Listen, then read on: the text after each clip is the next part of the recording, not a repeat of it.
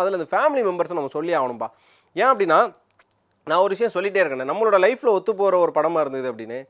அதே மாதிரியான ஒரு மாமா, எல்லா இடத்துலையும் குடைச்சல் கொடுக்கக்கூடிய ஒரு மாமாவோ சித்தப்பாவோ பெரியப்பாவோ இருப்பாங்க தெரியுமா? அதில் அவங்கெல்லாம் இந்த படத்தில் இருக்காங்க. ஒரு பக்கம் பார்த்தீங்கன்னா மாமாவா அருள்தாஸ் இருக்கார். அருள்தாஸ் கொடுக்குற கேரக்டர் எப்படி நடிப்பாருங்கிற நம்ம சொல்ல தேவையே கிடையாது. வாழ்வார். ஒரு இரிட்டேஷன் வரும் அவர் மேலே. ஆனால் அவர் மேலே நம்ம கோவம் வராது. காரணம், ஒரு மாமனாக இருந்து எந்த இடத்துல கௌரவத்தை நிலநாட்டணுங்கிறதுல அவர் ஒரு பக்கம் பேசுவார். அது கொஞ்சம் அப்படி இப்படி தான் இருக்குன்னு வச்சுக்கோங்களேன்.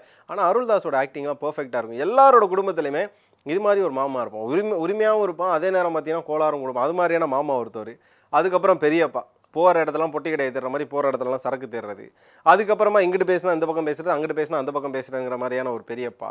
அம்மா தன்னோட பிள்ளைக்கு வந்து நல்ல வாழ்க்கையை அமையணும், அதே நேரம் நம்மளோட கணவரையும் விட்டு கொடுத்துடக்கூடாதுன்னு சொல்லி கணவருக்கும் மகனுக்கும் நடுவில் மாட்டக்கூடிய ஒரு அம்மா.